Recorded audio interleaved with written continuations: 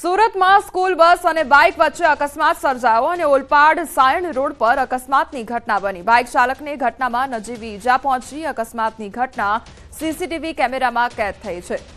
અકસ્માતની ઘટના સર્જાઈ છે। બાઇક ચાલકને નજીવી ઈજા પહોંચી છે તો બસ ચાલક અને બાઇક ચાલક વચ્ચે આ અકસ્માત સર્જાયો હતો, જેમાં બાઇક ચાલકને નજીવી ઈજા પહોંચી છે અને આખી ઘટના સીસીટીવી કેમેરામાં કેદ થઈ છે।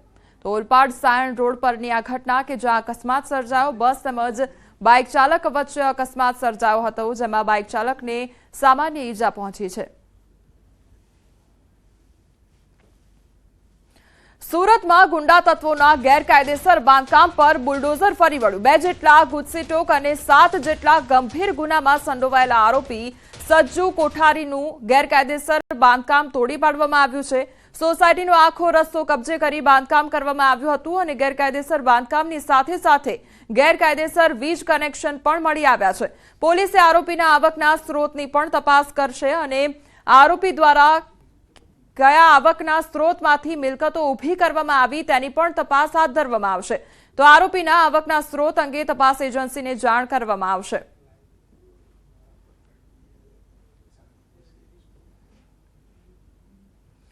ઉધના વિસ્તારમાં ખરવરનગરની ઘટના સામે આવી છે। અચાનક ક્રેનનો ભાગ તૂટી પડતા 2 કામદારો દબાયા હોવાની ઘટના બની। ક્રેન ચાલકની બેદરકારી હોવાનો આક્ષેપ કરવામાં આવી રહ્યો છે। ક્રેન તૂટી પડતા 2 શખ્સો દબાયા હતા।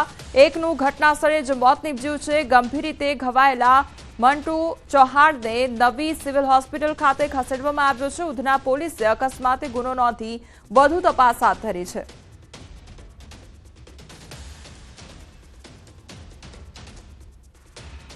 પદ અને પ્રતિષ્ઠાનો પાવર શું હોય એનો ઉત્તમ નમૂનો અમદાવાદમાં 14 માર્ચને શુક્રવારના રોજ ધૂળેટીના દિવસે જોવા મળ્યો। આ દિવસે અમદાવાદના થલતેજ વિસ્તારમાં આવેલા એક ક્રિકેટ ગ્રાઉન્ડમાં ભૂતકાળમાં ક્યારેય ન ઉજવી હોય તેવી રીતે ભવ્ય ધૂળેટી મનાવવામાં આવી। આ અતિશયોક્તિ નથી પરંતુ હકીકત છે। આંખોના ભવા ઊંચા થઈ જાય એવી વાત તો એ છે કે ધૂળેટીમાં લોકો મોજ માણી શકે એ માટે અમદાવાદ ફાયર બ્રિગેડની ગાડી મંગાવવામાં આવી, જે પાણીનો ફુવારો મારીને આગ બુઝાવાતી હોય છે તેનો ઉપયોગ કાયદો અને નિયમો નેવે મૂકીને મોજ માણવા માટે થયો છે।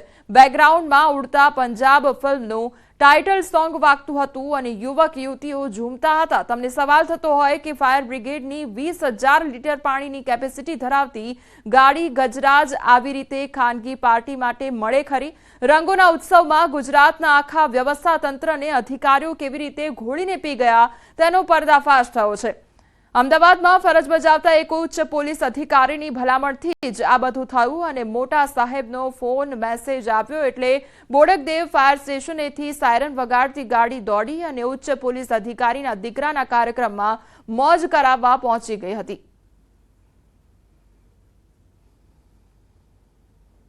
सभी एंट्री हम चेक किए तो उसमें 2 चीज़ सामने आई है।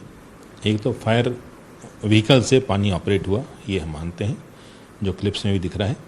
दूसरा, जो पर्सन ऊपर दिख रहे हैं फायर टेंडर के ऊपर, फायर व्हीकल्स के ऊपर, तो कहीं ना कहीं वो हमें सिविलियंस भी लग रहे हैं, तो हम उसकी भी तपास कर रहे हैं कि फायर टीम रहता तो उनकी तो हम तपास करते, लेकिन सिविलियंस भी है तो हम वो भी तपास कर रहे हैं कि कौन लोग फायर व्हीकल के ऊपर चढ़े।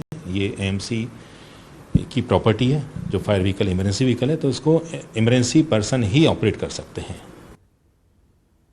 ભાજપના જ ધારાસભ્ય કુમાર કાનાણીનો લેટર બોમ્બ અને કોપીરાઇટના ગુનામાં સરથાણા પોલીસે તોડ કર્યો। પોલીસ પર ગંભીર આરોપથી ખળભળાટ મચ્યો છે। કુમાર કાનાણીએ સુરત સીપીને પત્ર લખ્યો છે। પોલીસ દ્વારા ટ્રેડમાર્ક અને કોપીરાઇટના ગુનામાં 8 લાખનો તોડ કર્યાનો આક્ષેપ કરવામાં આવ્યો છે। ધારાસભ્ય કુમાર કાનાણીએ મુખ્યમંત્રી અને ગૃહમંત્રીને ફરિયાદ કરી। સરથાણા પોલીસના કોન્સ્ટેબલે કોપીરાઇટના ગુનામાં 8 લાખનો તોડ કર્યો હોવાની સીએમને રજૂઆત કરી છે, તેમજ કુમાર કાનાણીએ આ અંગે જવાબ લેવાની તૈયારી બતાવી છે। સરથાણા પોલીસ સ્ટેશનમાં કોપીરાઇટની જે રેડ પડી હતી અને રેડની અંદર જે કંઈ કાર્યવાહી થઈ એ કાર્યવાહી પોલીસની શંકાસ્પદ હતી અને એની ફરિયાદ મારી પાસે આવી હતી અને ફરિયાદને આધાર પર ખરેખર હકીકત શું છે, પોલીસની કાર્યવાહી ખરેખર શંકાસ્પદ છે કે કેમ તેની તપાસ કરવા માટે મેં પત્ર પોલીસ કમિશનરને લખ્યો હતો અને પત્રનો જવાબની હું રાહ જોઈ રહ્યો હતો। પરંતુ આજે આ પત્ર સોશિયલ મીડિયાની અંદર કે કોઈ પણ જગ્યાએ વાયરલ થયો છે અને એની તપાસ ચાલી રહી છે. પરંતુ દર શુક્રવારે પોલીસ કમિશનર સાથે સંકલનની મિટિંગ ધારાસભ્યની થતી હોય છે. આ પત્રની મારી જે માગણી હતી તપાસની, એ તપાસ થઈ રહી છે કે કેમ, એનો જવાબ હું પોલીસ કમિશનર પાસે માગવાનો છું. રાજકોટના ગોંડલમાં યુવક પર હિચકારી હુમલો કરવામાં આવ્યો. શહેરના કોલેજ ચોક રાઉન્ડ પાસે 17 વર્ષીય સગીર પર 3 લોકોએ ધોકા વડે હુમલો કર્યો. દીકરાને છોડાવવા ગયેલા માતા પિતાને પણ માર મારવામાં આવ્યો. નજીવી બાબતે ભગવતીપરા વિસ્તારમાં રહેતા સમીરભાઈ સાટોડિયાના પુત્ર દેવને માર મારવામાં આવ્યો. તો Gondal city B division police મથકે ફરિયાદીએ 3 આરોપીને મયુર સોલંકી, દર્શન તેમજ અજાણ્યા શખ્સ સામે ગુનો નોંધાવ્યો અને પોલીસે ફરિયાદ નોંધી આગળની કાર્યવાહી હાથ ધરી છે.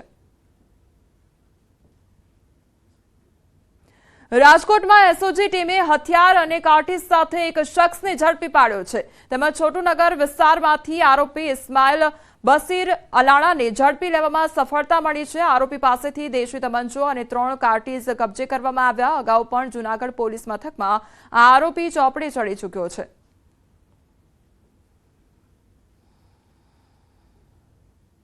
દ્વારકામાં દેશી દારૂની ભઠ્ઠીઓ ઝડપાઈ અને ભાણવડના બરડા ડુંગરમાં ભઠ્ઠીઓ ઝડપાઈ હતી. 5000 લીટર દેશી દારૂનો કાચો માલ જપ્ત કરવામાં આવ્યો.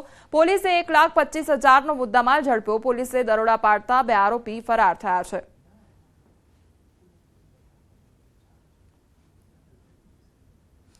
જાલોદમાં વાહન ચેકિંગ દરમિયાન પોલીસે ઓવરલોડ રેતીની 6 ટ્રકો ઝડપી પાડી છે. પોલીસે લીંબડી તરફથી આવી રહેલ ઓવરલોડ રેતી ભરેલા 6 ડમ્પરો ઝડપી પાડ્યા. તો મળતી માહિતી પ્રમાણે ડમ્પરોમાં જરૂરી દસ્તાવેજોનો પણ અભાવ હોવાનું સામે આવ્યું છે. જાલોદ પોલીસે આ અંગે વધુ કાર્યવાહી હાથ ધરી છે.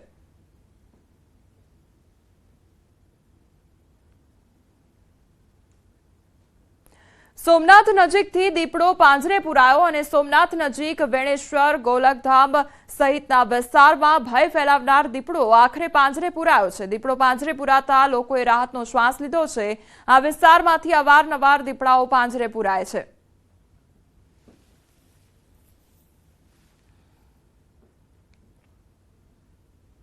વાઘોડિયાના વ્યારા કોઝવે પર ફરી મગર લટાર મારતા દેખાયો છે. મોડી રાત્રે કારમાં પરત ફરતા દંપતીએ વોકિંગ પર નીકળેલા મહાકાય મગરને કેમેરામાં કેદ કર્યો છે. નોંધનીય છે કે દેવ નદીમાં અસંખ્ય મગરો વસવાટ કરે છે. ત્યારે નદી કાંઠે કામ અર્થે જતા લોકો વિડીયો વાયરલ થતા સાવધાન થયા છે.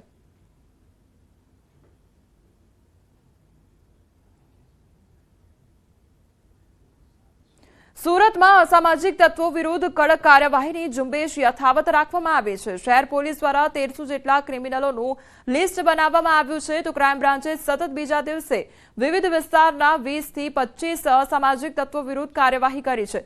પોલીસે 25 જેટલા અસામાજિક તત્વોને ક્રાઇમ બ્રાન્ચ ખાતે લાવી શીખવાડ્યો છે સબક અને ઉઠક બેઠક કરાવીને કાયદાનું ભાન કરાવ્યું છે.